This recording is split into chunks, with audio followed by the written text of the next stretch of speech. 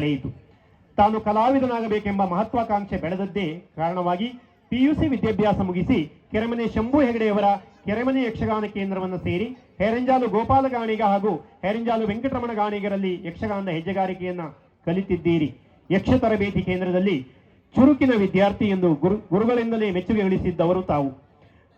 ಪ್ರಥಮ ತಿರುಗಾಟವನ್ನ ಗುಂಡುಬಾಳ ಮೇಳದಲ್ಲಿ ಪೂರೈಸಿ ಬಗ್ವಾಡಿ, ಅಮೃತೇಶ್ವರಿ, ಸಾಲಿಗ್ರಾಮ, ಪೆರಡೂರು, ನೀಲಾವರ ಮೇಳಗಳಲ್ಲಿ ತಿರುಗಾಟದ ಮೂಲಕ ಪ್ರೇಕ್ಷಕರ ಮನಗೆದ್ದು ಇದೀಗ ಸಾಲಿಗ್ರಾಮ ಮೇಳದಲ್ಲಿ ತಮ್ಮ ಯಕ್ಷ ತಿರುಗಾಟದ 25ನೇ ಸಂವತ್ಸರದ ರಜತ ಸಂಭ್ರಮದಲ್ಲಿದ್ದೀರಿ ಎನ್ನುವುದು ಸಂತಸದ ವಿಷಯ.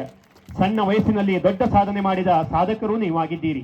ಇದರ ಹಿಂದೆ ನಿಮ್ಮ ಕಠಿಣ ಪರಿಶ್ರಮ, ಸದಾ ಅಭ್ಯಾಸ ನಿರತ ಗುಣ ಹಾಗೂ ನಿಮ್ಮಲ್ಲಿರುವ ಸಜ್ಜನಿಕೆಯ ಮೂಲ ಕಾರಣ ಎಂಬುದು ನಿಸ್ಸಂಶಯ. ರಾಮಾಯಣ, ಮಹಾಭಾರತ ಹಾಗೂ ಪುರಾಣಗಳ ಬಗೆಗಿನ ನಿಮಗಿರುವ ಆಳವಾದ ಜ್ಞಾನ, ನಿಮ್ಮ ಅರ್ಥಗಾರಿಕೆಯಲ್ಲಿ ವೇದ್ಯ, ನಿರರ್ಗಳ ಮಾತುಗಾರಿಕೆ, ಆಕರ್ಷಕ ಸಾಹಿತ್ಯದ ಅರ್ಥಗಾರಿಕೆ,